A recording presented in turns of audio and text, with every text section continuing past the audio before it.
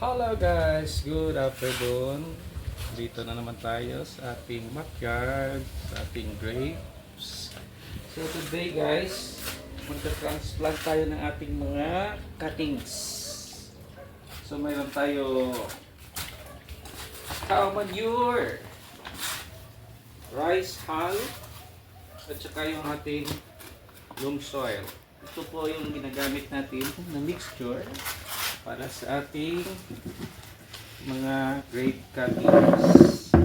So guys, magsisimula tayo mag-transplant kasi nasa almost 1 month na itong ating mga cuttings. Nandito pa si Pepperoni. So tingnan natin guys yung kanyang mga ugat.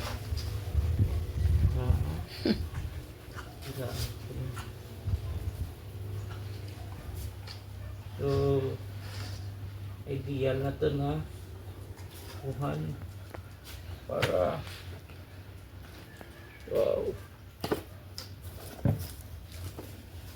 mag-transplant.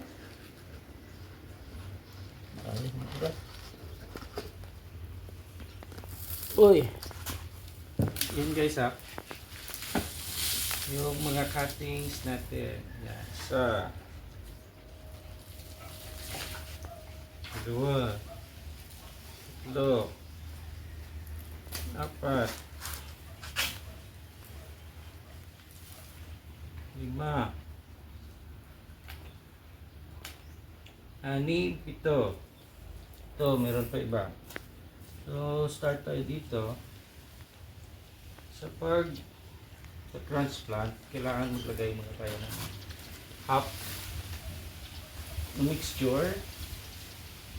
Tapos, magaganda ng ugat. Lapat lang natin ng ugat bago natin lagyan. Puno.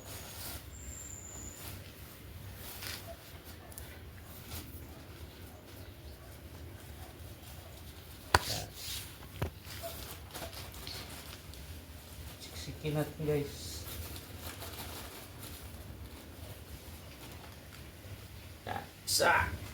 Isa pa.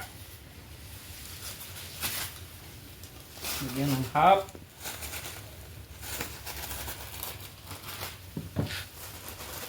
Sabay lagay ng yan, ugat.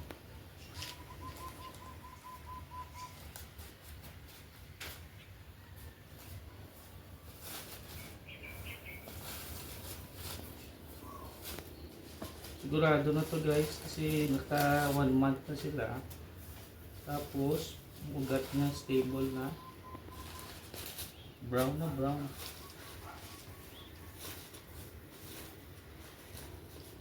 Siksipin konti.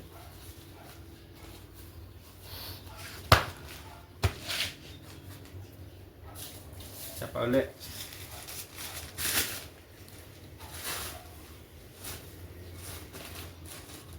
Kailangan maluwag ang video mo na live guys para ano yung ugat makatubo ng mabilis. Pag siksik ng maliit na ugat, hindi adjust ka agad sa lupa. So kailangan natin ng well draining na soil. So yan guys, marami pa tayo sa transplant. Ito lang muna para lang makita niyo kung paano.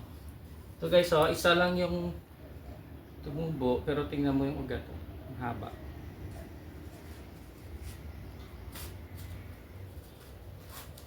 So yan guys, sigurado na yan.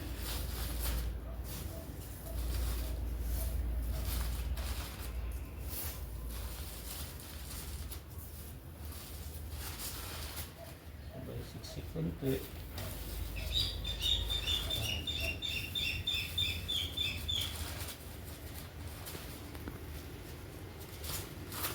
So yan guys, isa na lang, plastic pa tayo isa.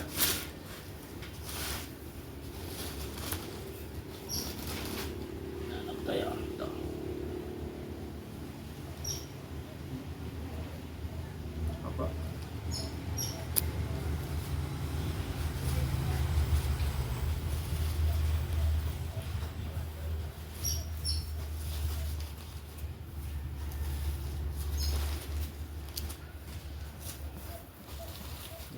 guys, pagka-transplant.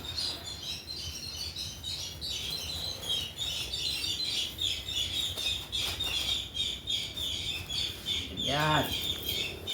So after nyan, kuha tayo tubig. Basahin natin para ma-hydrate ang kanyang ugat.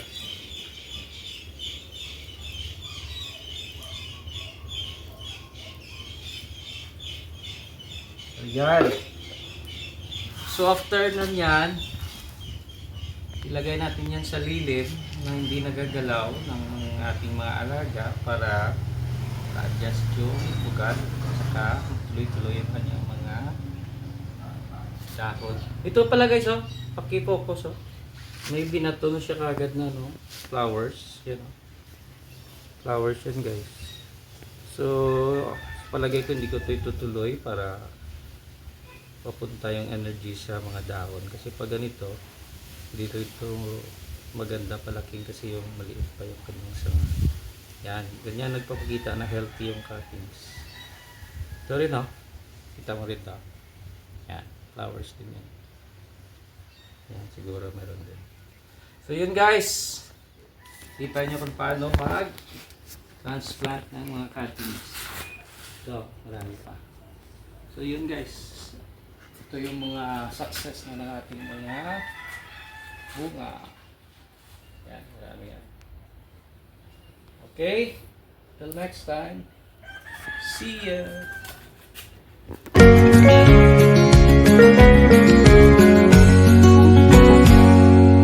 When it is freezing, I will keep you